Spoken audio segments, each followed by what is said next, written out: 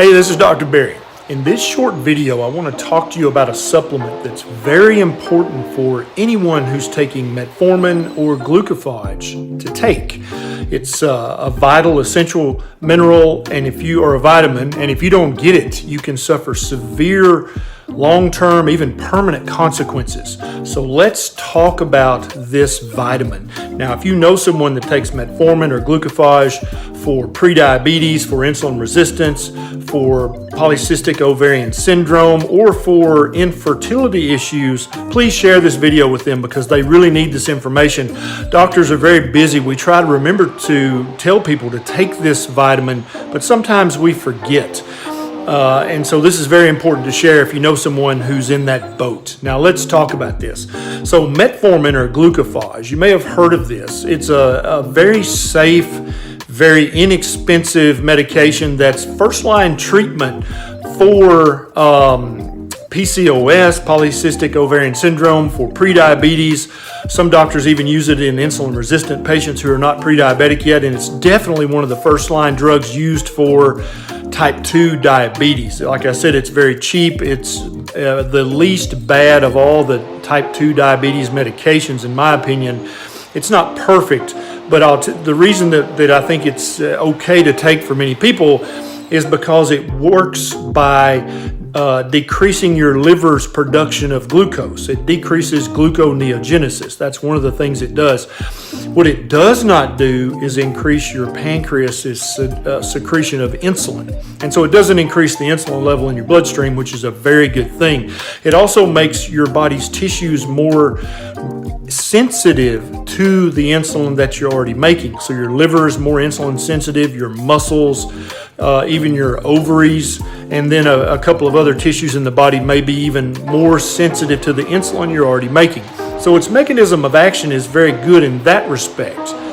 But due also to its mechanism of action, up to a third of people who take metformin or glucophage, if they're not taking a vitamin B12 supplement, they can become either a little bit or a lot of bit vitamin B12 deficient. And that's a big deal. If you're older, if you're over 50, you're actually much more susceptible to this. If you drink more than one alcoholic drink a day, you're much more susceptible to this because alcohol tends to also deplete your folate and your vitamin B12 levels. The deficiency in vitamin B12, the reason we care about it is it can cause some pretty disastrous symptoms, but if you're B12 deficient for long enough, it can become permanent. The damage can be permanent. And so one of the very first things most people notice when they're B12 deficient is they have a peripheral neuropathy or a neuropathy in their feet usually, but sometimes the hands as well, described as a pins and needles kind of feeling. And some people with type 2 diabetes have this anyway, and so it's hard to know if it's from the B12 deficiency that they may or may not have or just from the diabetic neuropathy. And so that's why it's doubly important for somebody with type 2 diabetes to take their vitamin B12 every day. And I'm going to tell you at the end of this video which kind of B12 to take. So we've talked about the one of the things, which is peripheral neuropathy, but other problems that a vitamin B12 deficiency can lead to is worsening memory. And if it goes on for long enough, it can actually lead to a certain type of dementia, which can be permanent, so it's a big deal.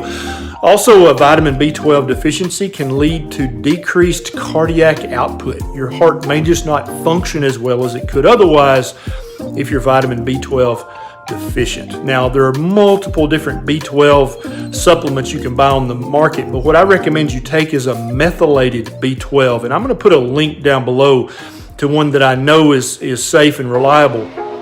The reason I say take a methylated B12 is that there are millions of people out there who have an MTHFR gene mutation and they can't methylate B vitamins. So even if you're taking a good B12 supplement, if the B12 is not already methylated and you have an MTHFR gene mutation, then you can't utilize that vitamin B12 nearly as well as if it were methylated.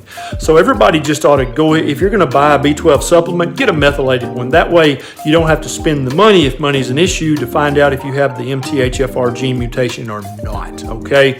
So I'm going to put a link to a really reliable methylated vitamin B12 down in the notes below.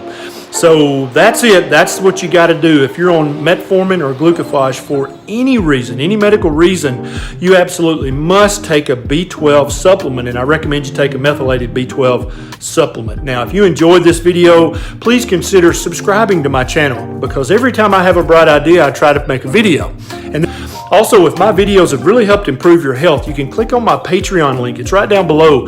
It's a quick sign up, and you can throw a buck or two my way to help me have more time to make more videos just like this one. All right, this is Dr. Barry. I'll see you next time.